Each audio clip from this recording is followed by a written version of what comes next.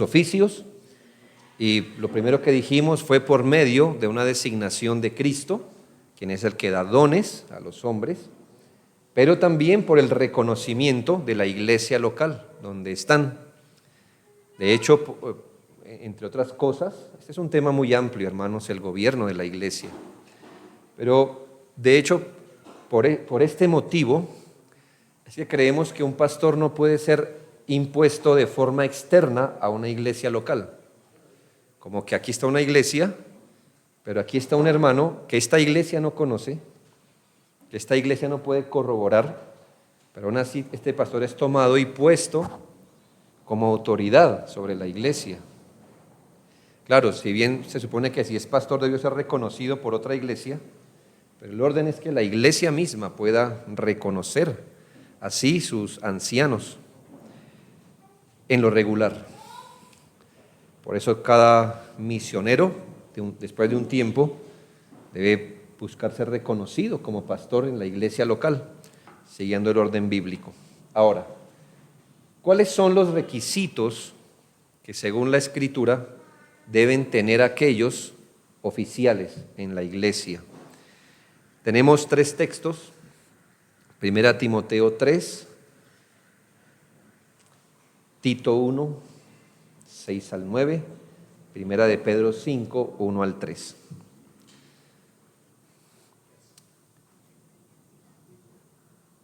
Como solo les digo los textos, ya que vamos a hacer un ejercicio esta tarde, 1 Timoteo 3, 1 al 7 para el caso de los ancianos, 8 al 13 en el caso de los diáconos, Tito 1, 6 al 9, al caso pues de los ancianos, 1 de Pedro 5, 1, 3.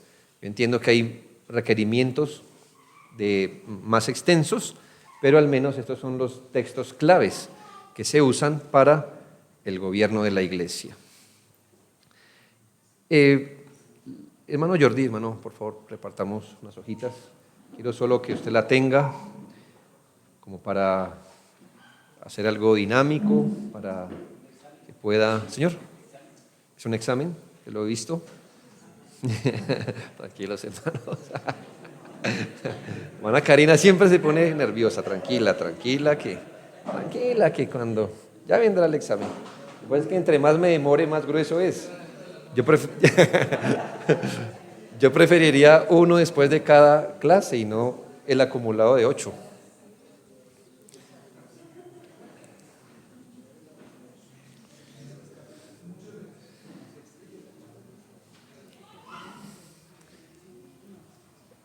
Quiero aclarar con esto, quiero hacer varias aclaraciones. Lo primero, hermanos, es que son requerimientos morales. Es decir, lo que se busca es la cualificación por la vía del carácter, sobre todo.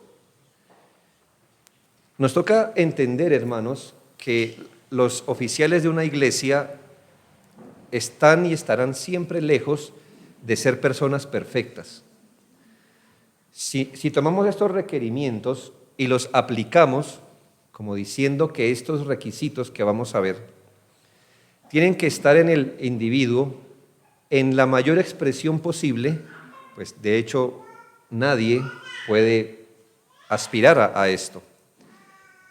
Pero por el hecho de que estos no se puedan expresar de manera perfecta, no significa que podamos prescindir de ellos. Porque dice que es necesario que sea.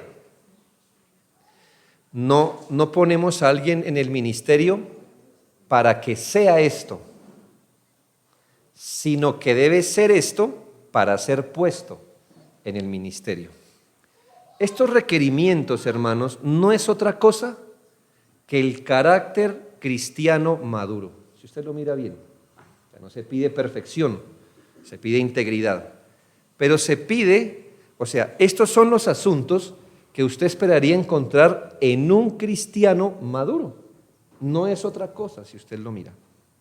Ahora, aclaramos que puede haber verdaderos creyentes que no tienen estos requerimientos, que están trabajando para tener estos requerimientos, que están madurando en estos requerimientos, Y esto no los descalifica como cristianos, pero sí descalifica a alguien para el ministerio.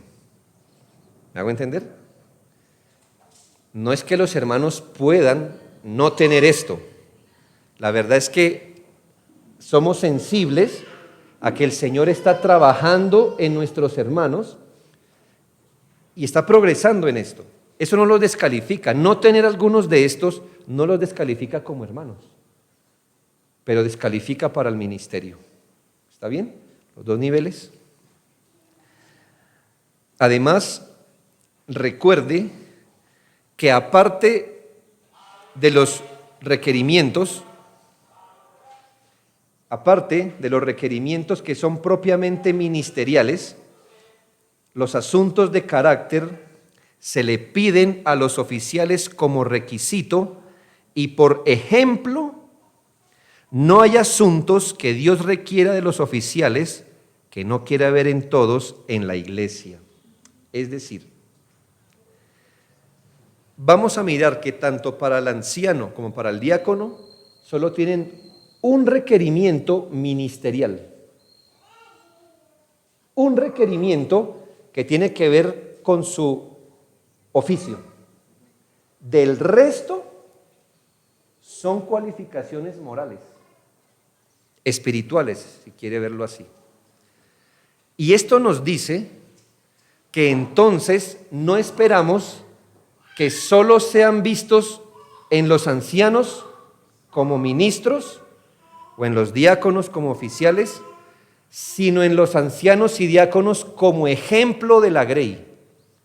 Al ser asuntos morales, no solamente usted espera que el anciano los tenga, que el diácono los tenga, porque no hay ninguna cosa de estas que Dios no quiera ver en todos nosotros. Le pongo un ejemplo. Marido de una sola mujer. Usted dirá, le tocó al pastor o al diácono. Lamento, ¿verdad? Es requisito para ser anciano, requisito para ser diácono, pero para los demás, porque los hermanos en la iglesia no tienen permiso para tener 2 esposas o más, ¿ya? Pero se les pide que ellos las tengan para que la iglesia se guíe de qué es lo que deberían ver ellos en ellos mismos y para que ellos ejemplifiquen lo que la iglesia debería perseguir ser. Así que ellos no solamente van a enseñar por la vía de sus palabras, sino que Dios los constituye en modelos. Por eso dice, deben ser, ya deben ser eso, no procurar serlo en la marcha, sino serlo, para que cuando estén allí, sus palabras, su conducta, marquen una pauta. Con esto también aclaro que, aunque la ausencia de estos requisitos descalifica a verdaderos creyentes al ministerio, la presencia de ellos no los habilita inmediatamente para el ministerio. Otra vez se lo digo. Aunque la ausencia de los requisitos descalifica para el ministerio, la presencia de estas cualidades morales no habilita a una persona inmediatamente para el ministerio.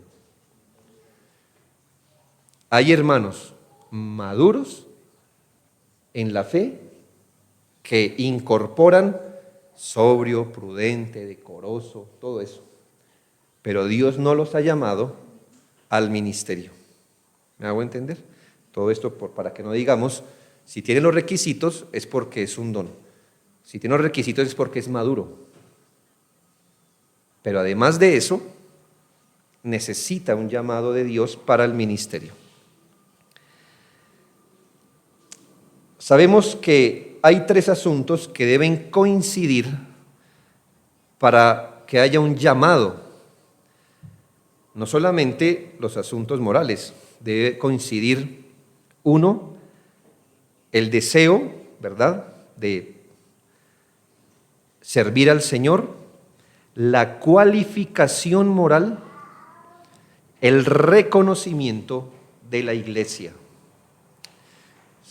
Todos estos asuntos deben coincidir, hermanos, para que podamos decir que una persona está siendo llamada al ministerio. Como no tenemos todo el tiempo de explicar todo, vamos a ir brevemente por cada requisito. En su cuadro hay unos requisitos que tienen un asterisco. El asterisco es, lo que quiero llevar es a la par requerimientos de ancianos y diáconos. El asterisco es cuando directamente la Biblia dice que eso se requiere de un diácono. Y cuando coincide, obviamente, con lo que se requiere para un pastor. Eso solamente le quiero decir por la vía de la comparación. Primero hay un prerequisito. En el caso de los ancianos es el anhelo al ministerio. Palabra fiel, si alguno anhela obispado, buena obra desea. ¿Cuál es el prerequisito? Anhelar el ministerio. Si alguno anhela, la palabra anhela, allí la primera es oregomai, es decir, que cuando una persona es llamada, anhela, y la palabra significa extender la mano como para alcanzar algo. El que anhela obispado, quien realmente desea el ministerio, usted lo ve estirándose hacia allí. Usted no va a buscar entre los llamados al ministerio alguien que dice yo quiero servir al Señor y no está haciendo absolutamente nada por servir. La palabra significa extender la mano, hacer un esfuerzo para alcanzar algo. Así que si una persona dice yo creo que tengo un llamado al ministerio pastoral o quiero ser llamado al pastor, pero no mueve un dedo, entonces usted mismo sabe que es una mera emoción. Él debería estar haciendo una serie de esfuerzos, porque dice el que anhela obispado, es decir, el que se estira, el que se está estirando a alcanzar el obispado, buena cosa desea. La segunda palabra, deseo, esta palabra es la palabra epitumeo, que para los que conocen tiene una connotación negativa, porque es la palabra que se usa para codiciar algo. Generalmente la Biblia lo usa para decir algo malo, la codicia en el sentido malo. Pero la misma palabra se puede usar de forma positiva. Es decir, no solamente el candidato debe estirarse como estar haciendo esfuerzos, sino que en su corazón no hay otra cosa que desee. Este no es ni siquiera un requisito, como para que alguien diga, si tengo el deseo y estoy haciendo esfuerzos, es porque Dios me ha llamado. Le hemos llamado el prerequisito. Es decir, lo que quiero guardar es que no basta con que alguien diga, quiero ser pastor o quiero ser esto, que hay que hacer y se ponga a la orden. Bueno, empezó muy bien, pero no significa exactamente que por tener eso Dios lo haya llamado. ¿Por qué? Porque dice que el que anhela obispado, buena obra desea, pero, ahí están los peros divinos, ¿verdad? Los peros, pero es necesario, hermanos, así que no es una sugerencia, no estamos hablando de una aproximación, de pensar con los deseos, sino que es necesario que el obispo sea. Y aquí está el requisito que resume todos los demás. El requisito que resume todos los demás se llama irreprensibilidad, es decir, que él debe ser irreprensible. Es como si el resto del capítulo nos quisiera explicar qué es ser irreprensible. Marido de una sola mujer, todas esas cosas. Todo eso de en adelante es lo que para este texto significa ser irreprensible.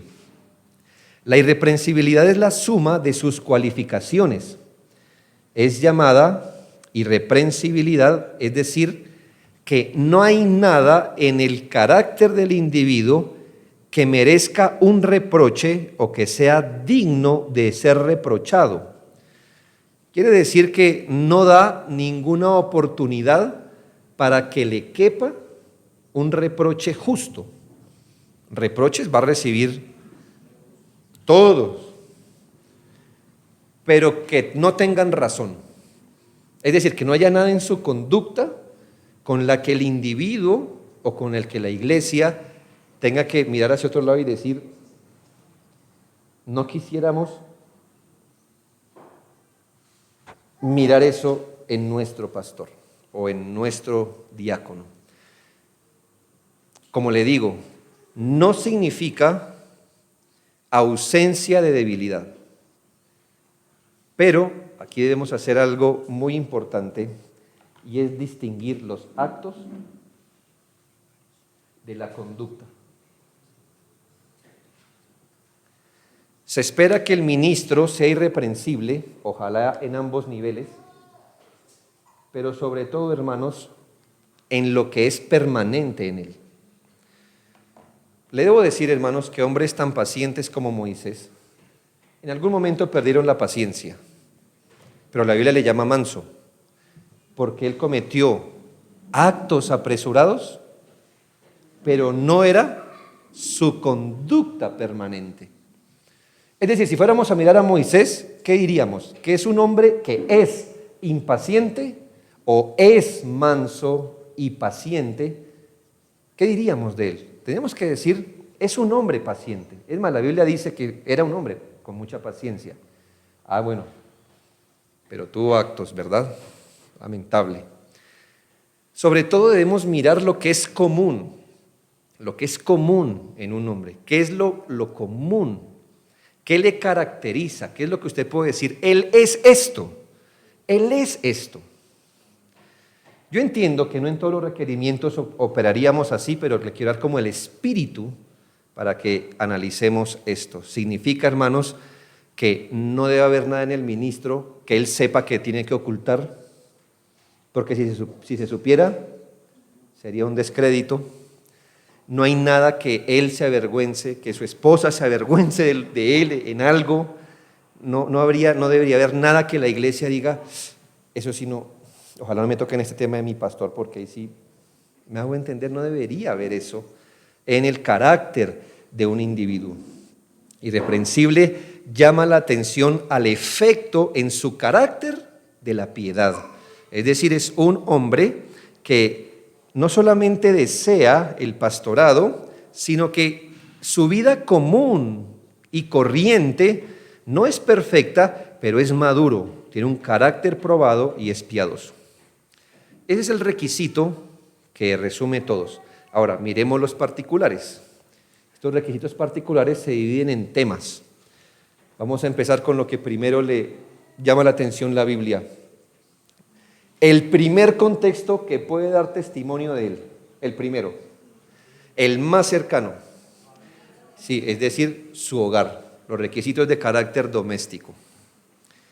El primero, ¿me hago entender? Es decir, usted socialmente puede llegar hasta aparentar, pero familiarmente no. Así que el Espíritu Santo dice, empecemos por los círculos más cercanos, donde no hay pierde. Marido de una sola mujer. Le recuerdo que este aplica también para los diáconos, directamente. Hermanos, este requisito no tiene que ver con el estado civil. Si, me imagino que ustedes ya han averiguado de esto, hermanos, y de la discusión de que si el anciano debe ser o no casado. Hermanos, aquí no se está calificando su estado civil, sino su carácter. El estado civil es una providencia, no un asunto de carácter. Es decir, si alguien es casado o soltero, ese es su estado civil. Eso es neutral. ¿Me hago entender? El asunto de carácter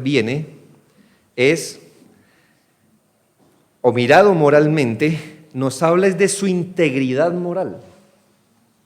Así que si es soltero, ¿cómo lo aplicaríamos? Pues su integridad moral, siendo soltero. Y si es casado, pues su integridad moral con su esposa. Al ser un requisito, entonces, el obispo debe ser en su momento esposo fiel de una sola mujer. Esto se refiere a su vida moral. Quien es líder en la iglesia, el obispo, el diácono, bajo la gracia de Dios, bajo el Espíritu Santo, vive su vida matrimonial sin ningún reproche. Es marido de una sola mujer, significa que es un varón con estabilidad afectiva. No es un picaflor, no está buscando amor, es estable, lo que le quiero decir. Sus deseos están sujetos a una sola mujer. Es bíblico como ama. No es un hombre que está a la deriva ni está en la oferta pública. Es un hombre que se le nota que es de una sola mujer que vive y honra a su única mujer que tiene. Y en esto, por supuesto, aunque lo debe tener, el pastor puede crecer en esto. Es decir, ningún hombre creo que puede decir hoy día, ni siquiera es pastor, que ama a su mujer como Cristo a la iglesia. Todavía nos queda. Pero al menos sí debe haber madurez en esto, estabilidad afectiva. ¿A usted no le gustaría? Y no es correcto que usted en el púlpito no pueda tocar ningún tema donde su esposa deba agachar la cabeza y ponerse roja, porque ella dice,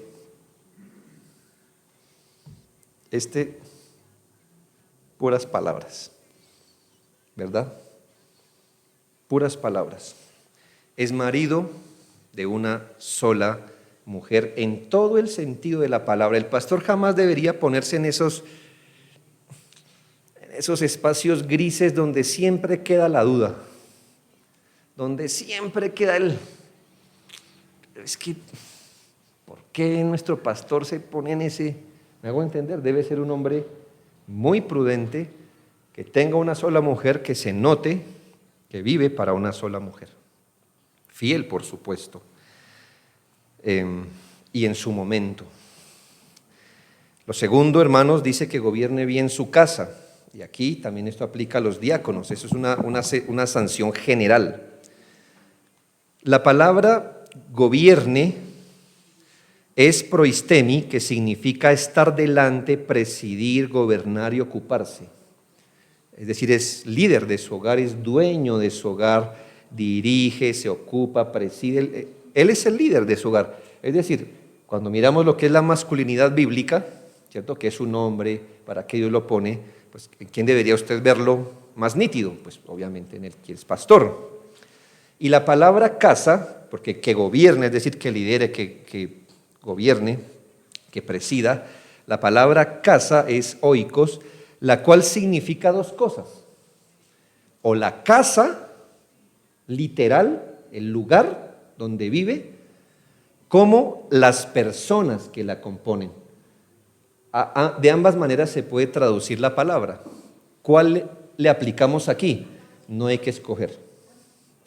El pastor debe gobernar a la gente que compone el hogar como las cosas de la casa, ¿sí? ¿A usted no le gustaría llegar donde el pastor, yo no sé qué, no, hermano, esto se habla con mi esposa, que usted sabe que es la que manda, ¿eh?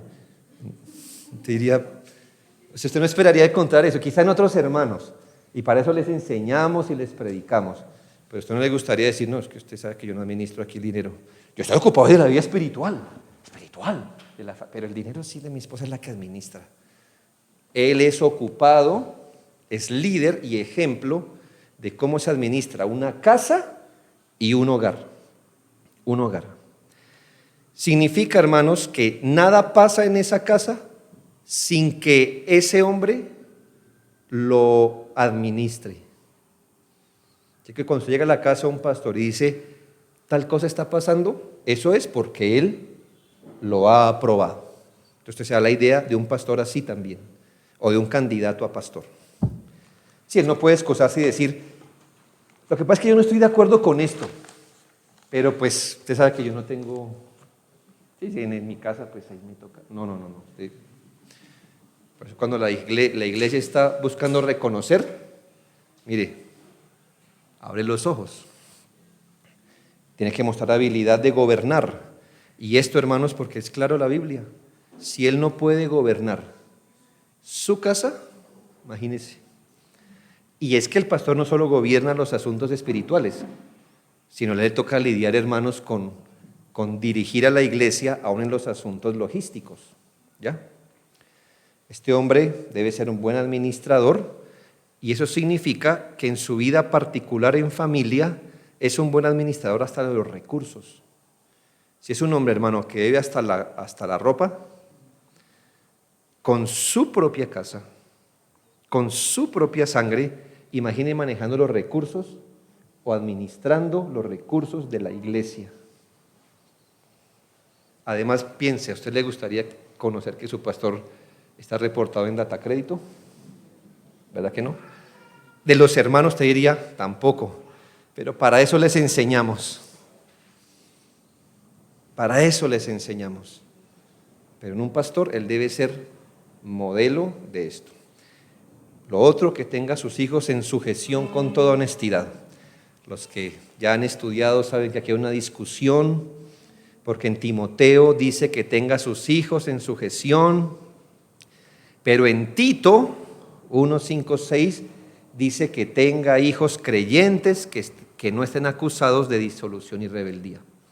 Ahora, hermanos, a nosotros no nos parece que sean textos que estén hablando de dos cosas distintas. Nos parece que un texto es paralelo al otro.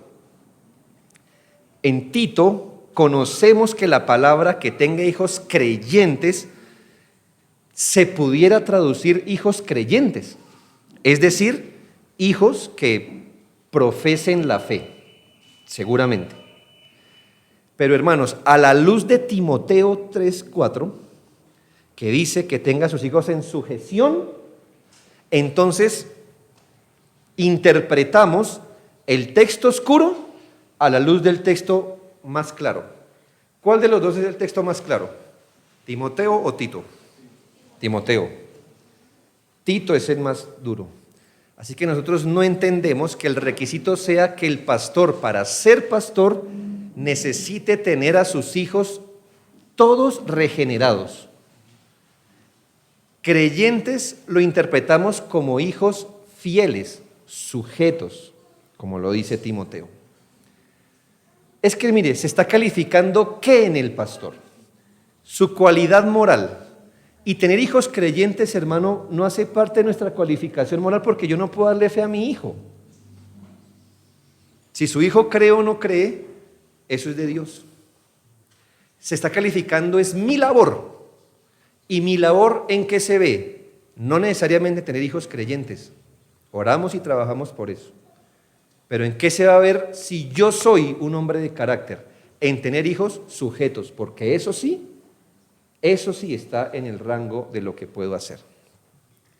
El líder piadoso debe tener hijos sujetos a él. Bajo la misma circunstancia, si no ha podido ganarse el corazón de sus hijos, que los tiene desde pequeños, que es su sangre, si no se ha podido ganar el corazón de sus hijos para que ellos hagan lo que el papá dice, imagínese con gente que ni lo conoce, que le va a durar años mientras se gana el corazón de su iglesia, ¿cómo los va a conducir? Él debe mostrar habilidad con sus hijos, habilidad de saberlos gobernar, dirigir, de ganarse el corazón, de razonar con ellos. ¿No ve que así es como seguramente va a hacer las cosas en la iglesia? Así que los hijos del líder, aunque oramos para que sean de Cristo, los hijos del líder sí deben estar bajo el mando de su padre. Mientras, así como se dice, mientras vivan en casa, deben estar sujetos a sus padres. Y es que esto no se pide solo para los pastores, sino para todo creyente. Que los demás hermanos no lo hagan lentamente, y por eso les enseñamos, es otra cosa. Pero los hijos del ministro deben ser hijos sujetos a su padre, no perfectos, porque el llamado es el papá, no los hijos. Ellos no deben ser pastorcitos porque el pastor es él, ni la esposa es pastora porque el pastor es él. Pero su familia sí debe mostrar el efecto de un hombre liderándolos y un hombre piadoso liderándolos. Mientras ellos estén en casa, ellos deben observar la religión familiar. Por eso cuando usted ve llegar a un pastor sin sus hijos a la iglesia, ¿qué pasó? No quiso venir. ¿Y dónde está su gobierno? Es mi pregunta. ¿En dónde usted renunció a eso? El obispo debe ser. Y les recuerdo que estos requerimientos no solo es para ser pastor, sino para continuar siéndolo. Lo que quiere decir que cumplir estos requisitos no solamente me dieron campo para ser ministro, sino que me mantienen en el ministerio.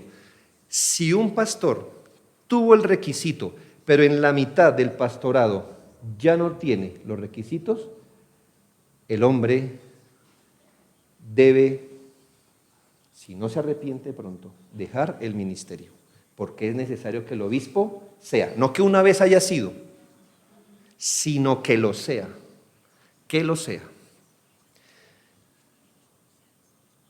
Es obvio, ¿verdad? Si usted nos diría, bueno, es que él alguna vez tuvo a sus hijos en sujeción, hoy no los tiene en sujeción, pero él alguna vez los tuvo. Es un modelo, lo seguirá siendo. Eso significa que los hijos tienen buena actitud, aunque no observen la religión de corazón, que se sujetan, que respetan a su padre. Negativamente quiere decir que no son acusados de disolutos, es decir, que no hacen lo que les da la gana, que están sin control, que no iban en disipación, en rebeldía. Es decir, ¿por qué la esposa del pastor no vino? Es que el hijo está borracho y el hijo llegó a las 3 de la mañana y la mamá quedó esperándolo. Eso pasa en las familias cristianas y por eso enseñamos y por eso los pastoreamos, pero en la vida de un pastor no. Usted dirá, bueno, si mi hijo crece y llega un momento donde me dice, no quiere observar la religión de la familia, pues mírelo a los ojos. Hijo, ¿comes de mi comida? ¿Duermes en mi cama? Tú le has llamado tu cama, pero es mía. Te has vestido con tu ropa que tú le llamas tuya, pero es mía. Estudiaste de la plata que yo te di. Todo lo que tú eres, yo te lo di. Las condiciones para estar aquí son estas. Sé un hijo feliz, sé un hijo tranquilo y síguelas aprovechando. Adelante. ¿No quieres mi religión? ¿No quieres mi cama? ¿No quieres mi comida? No quieres nada. Conmigo es todo o nada. ¿Ya? Y eso lo hacemos no por ser pastores, porque hermanos, dice la Biblia que no permitiremos en nuestra casa quien practique la impiedad. ¿Sí ha leído el Salmo? No permitiremos por principio. Se espera que un pastor no llegue hasta allá, ¿verdad? Si ha sabido cultivar el amor de sus hijos. Pero llegado el caso, hermano, no será el primero ni el último pastor que le ha tocado mirar a sus hijos y decidir, hermanos. Porque usted debe decir siempre, yo y mi casa serviremos a Jehová, ¿verdad? Bien. Requisitos de carácter personal, los más grandes, ¿verdad? Es decir, si usted logró pasar el primer círculo, uy, hermano, ya usted va bien, ¿no cree? Si el primer círculo, que es el más duro, ¿verdad? Va bien. Pero aún le queda tarea. ¿Por qué? Porque debe ser sobrio. La palabra original es nefalios y enfatiza el estado mental de un individuo.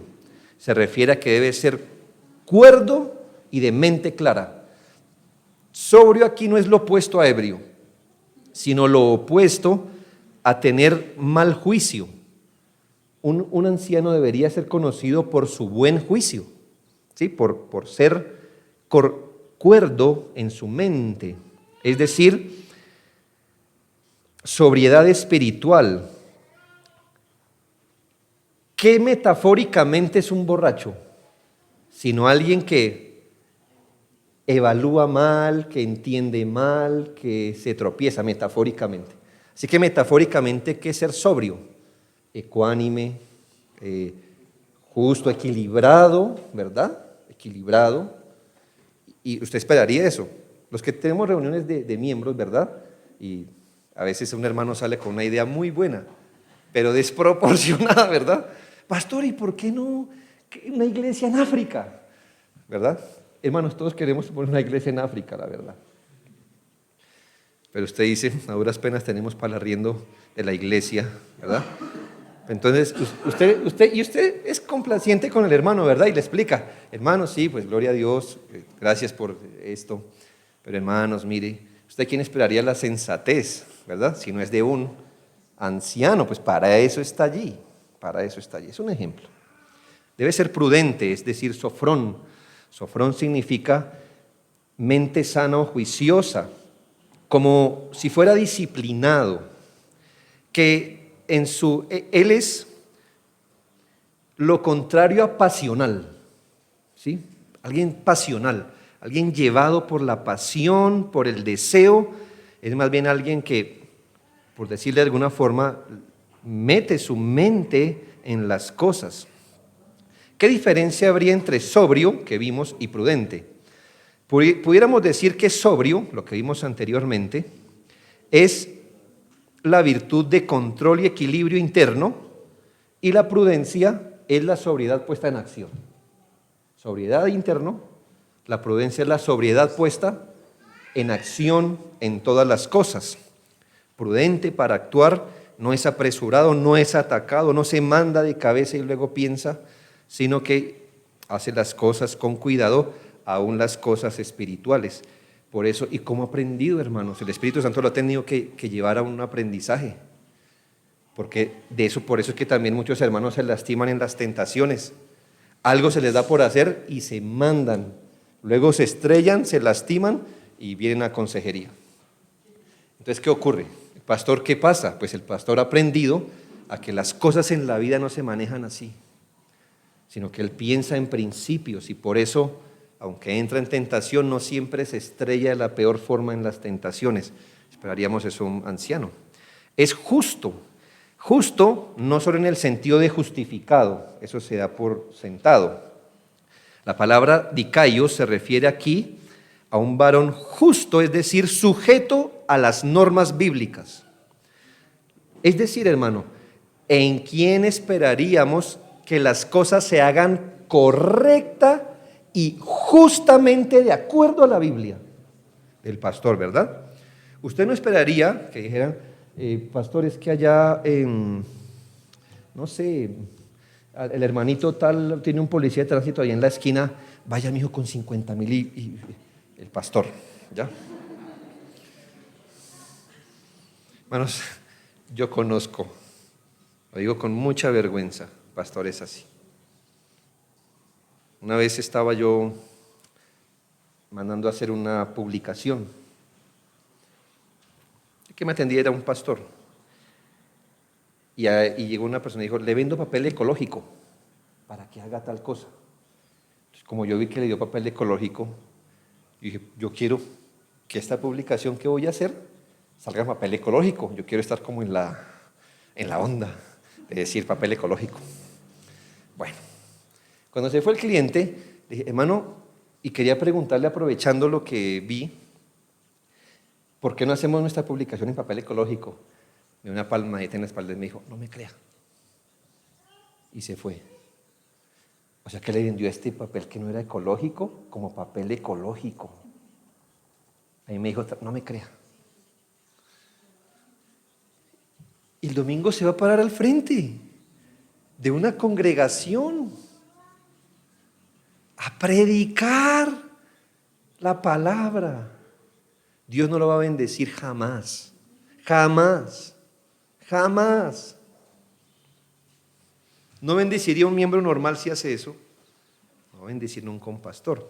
Aquí no se esperaría que hicieran las cosas ajustado a la ley de los hombres, a la ley de Dios, a las leyes justas de los hombres, no porque las leyes de los hombres a veces son injustas, pero ¿en quién usted esperaría que le dijera, pero es que la palabra dice, es que la ley dice?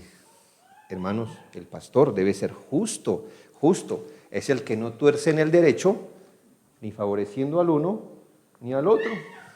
¿Me hago entender? Como se nos dice, pero es que usted me adoró a mí, y si su hijo viniera y bla, bla, bla, pues si mi hijo viniera y bla, bla, bla, pues me tocaría hacer lo mismo que le estoy haciendo a usted, hermano.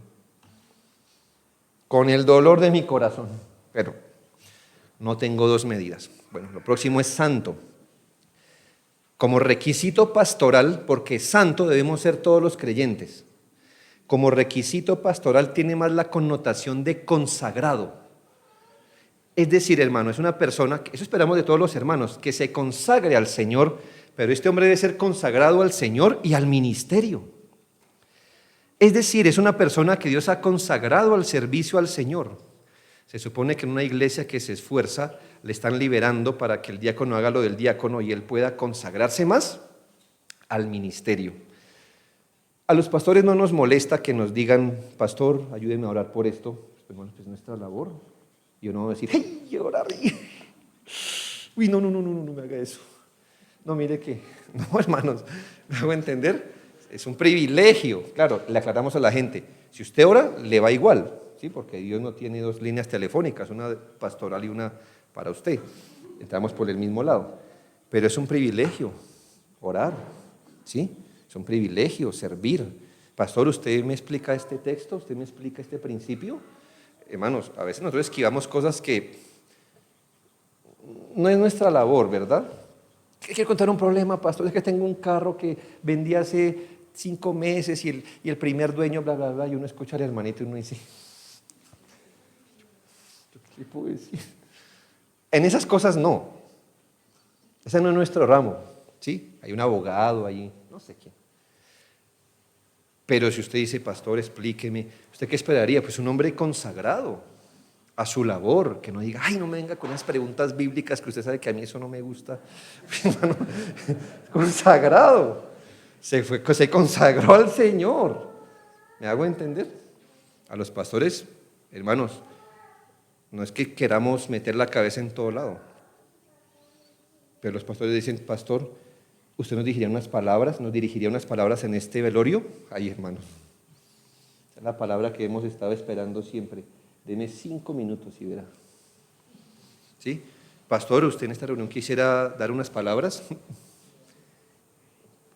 A eso es que voy, ¿sí? A eso es que voy. Es consagrado. Lo otro, amante de lo bueno. La palabra amante de lo bueno es filágatos, es una sola palabra, filágatos. Fil, de filos, ¿verdad? Y ágatos, de lo que es bueno. La palabra bueno es una palabra muy genérica, por lo que, hermanos, no podemos decir bueno en qué sentido. Bueno físico, bueno espiritual, hermano, bueno en todo el sentido de la palabra. El anciano es una persona que todo lo que es bueno, todo lo justo, todo lo puro, a eso es lo que le da su atención. O sea, es que a él le gusta lo bueno. Ese es su ambiente. No solo lo bueno moral, sino lo bueno espiritual, aún lo bueno de las cosas. ¿Me hago entender? Lo bueno de las cosas de la gracia común. No se defienda de esto. Simplemente dígame lo que en la gracia común usted esperaría. Si usted tuviera la oportunidad de encontrarse a un pastor en un evento público, en estos escenarios le voy a decir, en un concierto de ópera, en un partido de fútbol o en una de esos mallas donde se destruyen 2 hombres hasta que uno queda muerto en la ¿cómo se llama? En la lucha libre esa que no tiene ninguna regla. Te diría, ¿dónde me gustaría ver a mi pastor? Encontrármelo. Yo digo, no, el otro es un deporte, ¿me hago entender? Pero no sé si usted piensa en un pastor amigo que le confiera honor y respeto, levantando la mano, dele, ¿me hago entender? Como que es un ejemplo, es muy superficial.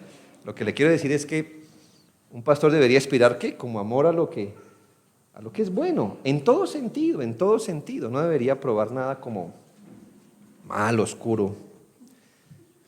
Apacible, palabra amajos, es un privativo, a de no, y majos luchador, litigioso o pleitero. Apacible, hermanos, es que mire, calmado.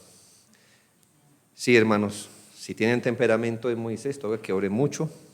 Toca orar mucho, hermanos, de todas formas, porque a veces, hermanos, Y más hoy, que antes como que había más respeto sobre las autoridades. Hoy, hermano, cualquier hermano de la iglesia se levanta y lo ofende, mire, como es.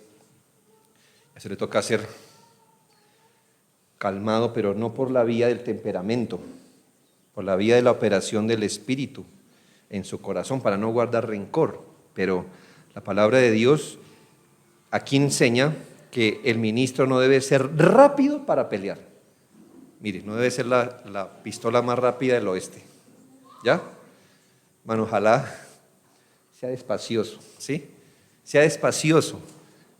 Yo entiendo que a veces le toca defender la fe, pero hermano, debe hacerlo de una manera donde el interés de Cristo se salga ganando y no quede la sensación de andar hablando con un pleitero. Esta virtud protege a los pastores de ser carnales ante los abusos. Porque, hermano, no importa si el hermano que lo ofendió tenía razón o no, nadie va a recordar tanto lo que dijo el hermano como la respuesta del anciano. Puede ser que el hermano hasta lo haya tratado con vulgaridades. Eso es común hoy, a veces, qué pena. La gente va a olvidar eso, pero no va a olvidar cómo reaccionó el anciano. Mira la responsabilidad que Dios le da. Así que, hermanos, hay que ser apacible. Pero tampoco usted va a poner al diácono, defiéndame usted que, ¿sí? Respóndale usted. No. Usted tampoco espera que incitar a nadie al pecado. Amable. La palabra es epieikes. Gentileza, hermanos. Bondad. Debe ser sensible, afectuoso. Y debo decirle, hermano, que afectuoso no necesariamente es ser meloso, pero asequible, ¿me hago entender? Asequible, usted trabaja con la gente. Entonces debe haber una manera en que es asequible. Es decir, que no es tosco, ni egoísta, ni indiferente. Una iglesia se quejó conmigo que justamente sus líderes eran los primeros que salían de la iglesia para no tener que saludar a nadie. Y luego los líderes se quejaban conmigo que la iglesia es poco afectuosa. Yo decía, pues, no sé exactamente qué quiere. Si apenas se termina el culto, el pastor dice, yo más bien me voy que no quiero compartir con nadie, y luego se queja que los hermanos son fríos, pues digo yo, el ambiente lo pone usted en un sentido. Próximo, dueño de sí mismo, quiere decir dueño de sus deseos, pasiones, apetitos, emociones. Y en esto, hermanos, por este requisito, y es que decimos que yo entiendo, hermanos, que la apariencia física no necesariamente nos está diciendo los hábitos de dominio propio de un hombre. Vea, dueño de sí mismo es dueño de sus pensamientos, pasiones, deseos, pero también de lo que se lleva a la boca. Imagine un hombre que por falta de dominio es enfermizo, o sea, tiene todas las enfermedades por su obesidad, hablándole a los hermanos del dominio del espíritu. ¿Ya? Yo tampoco puedo decir que el más flaco tiene más dominio, hermano, porque yo conozco a gente que come lo que es y no engorda. Usted diría, no, este hermano sí es de dominio. No, eso es de carácter. Carácter. Si tengo una arepa así grande un domingo, hermano, pues, como quiere. Pero hermanos, sí, lo digo ¿por qué? Porque el asunto, vuelvo y le digo, no es tan fácil como mirar el físico. Hay hermanos que se cuidan y su cuerpo está diseñado, hermano, para, ya usted sabe. Pero hermanos, ¿debería un ministro ser ejemplo de moderación? Pues sí, hermanos, de ser dueño de sí mismo, de poder decir no, o sí, o hasta aquí, ¿ya? No pendenciero, la próxima, es decir, literalmente es no golpeador. Usted sabe que no solamente se golpea con los puños, sino con las palabras. usted debe mirar un hombre que no es volátil, que no es ofensivo, que no es discutidor por discutir. Si bien estamos llamados a pelear la buena batalla, no es mostrar ira, rencor, odio. Iracundo, el próximo, orgilos, un hombre, no es un hombre que no se enoje. La Biblia dice airaos, pero no pequéis. O sea que puede haber una forma de enojo. Es que yo no entiendo, hermanos, hay cosas que indignan. Y si usted puede ver la santidad o la injusticia de la misma forma y no airarse, yo diría, ¿y su sentido moral dónde está? Si usted le da igual una injusticia o la justicia, su corazón responde igual, yo diría, ¿y su sensibilidad moral? Pero otra cosa es ser iracundo, encender en esa pasión un carácter que no es dominado y que siempre lo lleve a hacer o decir locuras. Una cosa es que se aire, otra cosa es que como conducta sea iracundo. Y en estos los hermanos sí deben ser comprensivos, la verdad, porque a veces cosas pasan y parece que el ministro no puede mostrar ni tristeza ni ira. Como que cualquier cosa pase, el ministro siempre debe reír. Hermanos, hay cosas, dice el Señor, que una vez se paró ante una sinagoga y se airó por lo que estaba ocurriendo. No pecó, pero se airó. Eso es sensibilidad moral, pero no esa ira descontrolada. Próxima, no soberbio, es decir, no arrogante con lo que tiene, con lo que es, con lo que Dios le ha permitido ser, no arrogante en ningún sentido. Describe que se tiene en una estima justa el ministro, no se sobreestima, ni siquiera por su oficio, ni siquiera por su conocimiento. Imagínense, hermanos que sepan griego, hebreo y todas esas cosas, si no son humildes, escuchándolos predicar. Así como dice este texto, y lo recitan todo en griego, todo. Y como dice, ¿verdad? Y espero que les haya quedado claros, hermanos ignorantes, ¿verdad? No, hermanos. Más de la mitad de lo que usted sabe va a quedar siempre velado en el sermón. Nadie lo va a saber. Nadie lo va a saber. Usted va a saber más de lo que dice. Siempre. No dado al vino. Quiero decir que en mi interpretación bíblica, ser abstemio no es lo que enseña la Biblia, sino que tenga dominio sobre la bebida. Paroinos significa al lado del vino, es decir, que tiene tendencias a la borrachera, a la embriaguez, que es muy amigo al vino. Es el abuso al licor, y según la Biblia, ¿qué es lo malo? Pues que el licor en exceso hace perder cordura, estimula la corrupción del corazón, hace alucinar, pervierte las conversaciones, anestesia los sentidos, y es todo lo contrario de lo que usted quisiera que un pastor tuviera. Quisiera cordura, mente concentrada, consagración. Un hermano que es muy dado al vino, si por ejemplo, si él dice, no, yo no me, he escuchado a muchos creyentes que dicen, yo no me embriago, pero ya cuando me empiezo a sentir entonado, ahí paro. Imagínense un pastor de esa manera, estudiando para el sermón, ¿ya? Yo les digo, a nosotros nos parece eso de mucha risa, ¿verdad? Pero eso pasa. No, y de hecho nos da risa, pero porque nos parece loco, pero eso pasa. Bueno, no codicioso de ganancias deshonestas. ¿Qué significa eso? Ya termino con los requisitos. ¿Qué significa esto?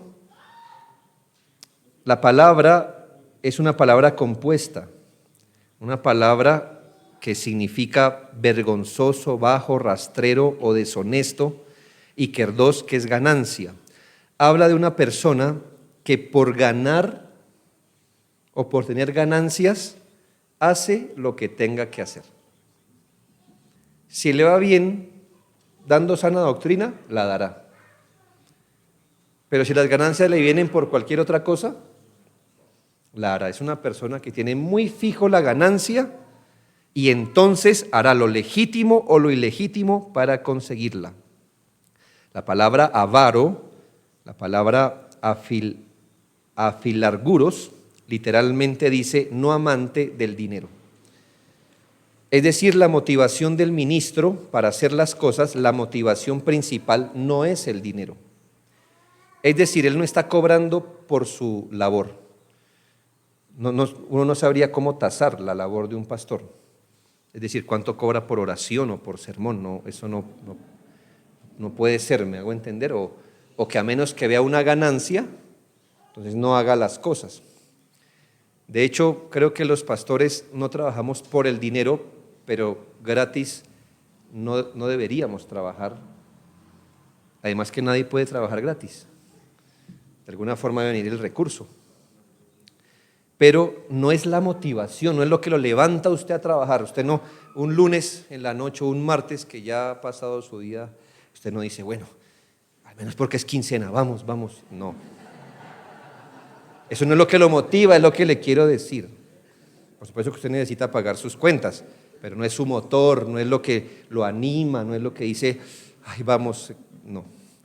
No un neófito, que significa recién plantado, recién convertido, alguien que el Señor ha traído a la fe o una persona que no es madura. Ser neófito no es pecado. Lo que pasa es que quien es neófito no puede ser un ministro. ¿Ya? Todos fuimos neófitos en un momento y eso no era pecado. Simplemente éramos la oveja recién convertida que el Señor estaba trayendo. No es pecado, pero nadie así debe ser ministro. Alguien que no es maduro, alguien que hasta ahora está aprendiendo su vida cristiana, puede ser un llamado por Dios, pero tendrá que dejarlo madurar y luchar, y estas cosas vienen muchas veces con el tiempo. Y los últimos 3 requisitos, hermanos, los pongo ahí solo porque se le piden al diácono. Es decir, aparte, es como, ¿sí? Hay un recuadro, ¿verdad? ¿Me faltó uno? Ay, hijo, hermanos. Aquí algo pasó. Repasemos, ¿va?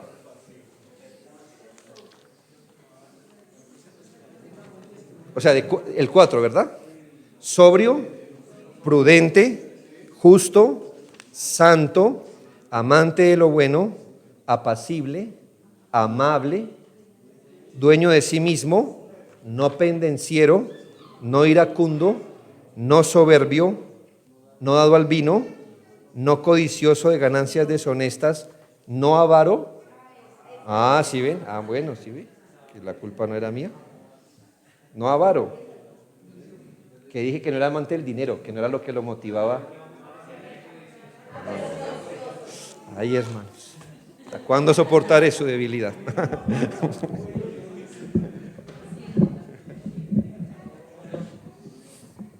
Y no un neófito.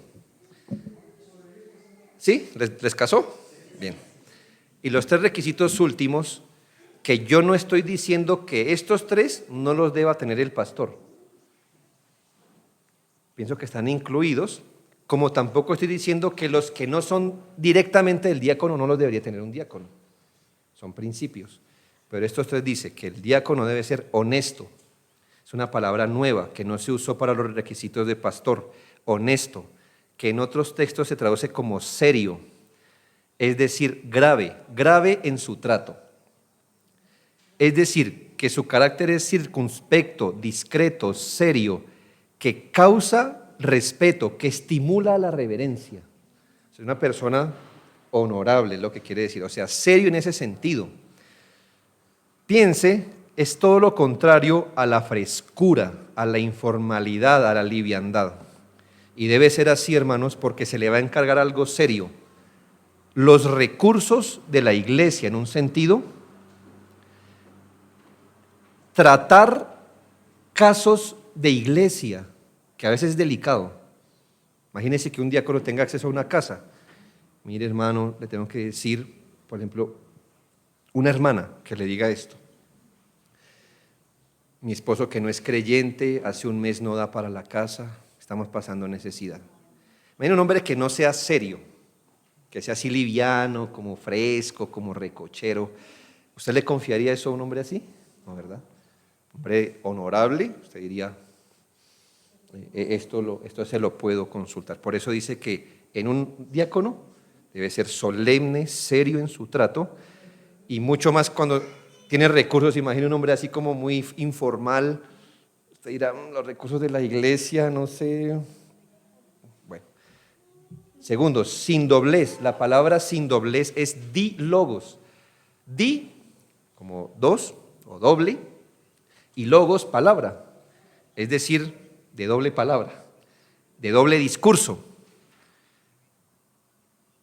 Y esto se pide porque parece ser, según lo que se entiende, a veces los diáconos son proclives a congraciarse con la gente, y entonces a uno le dice una cosa y al otro le dice otra. Entonces al pobre le dice, no, sí, vamos a hacer todo lo posible, hermano, créalo, por ayudar su caso.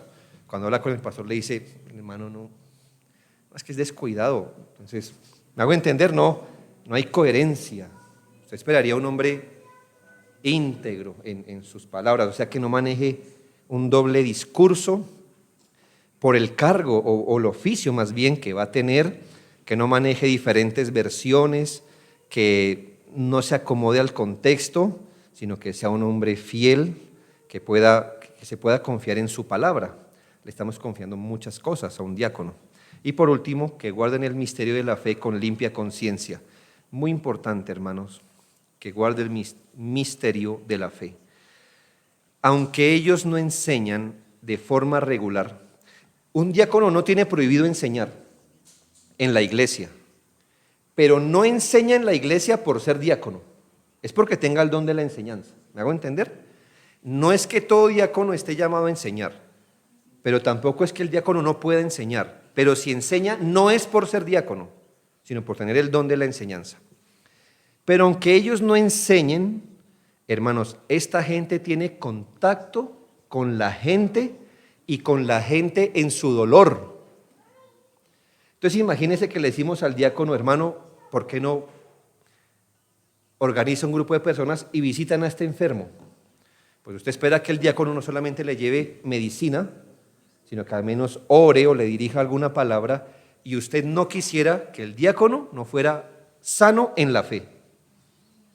Aunque él no va a predicar, va a ministrar de muchas maneras, así que él debe guardar el misterio de la fe, esto que nos ha sido revelado en la Escritura. Él debe hacerlo con limpia conciencia, no solo por causa de su oficio, sino en verdad porque esto es lo que Dios le ha mandado. Un diácono no debe desconocer la doctrina, debe ser entendido, pues debe a veces instruir a un hermano, consolarlo. A un hermano, usted sabe que hay gente que se debilita y justamente aprovecha que viene el diácono a visitarlo para comentarle todo lo que tiene en contra de la iglesia. ¿Cómo va a manejar eso? Supone que el diácono está, mire, firme, no tiene doble versión, es firme y le puede decir, hermano, en esto usted está errado por esto y lo otro. Hermano, ser diácono es complicadísimo. Necesitamos hombres de Dios metidos en el diaconado. Que Dios los conceda. ¿Está bien, hermanos? Dejemos hasta aquí, me alcanzó el tiempo, y dejemos los requisitos sociales y de ministerial para la última. Gracias, hermanos.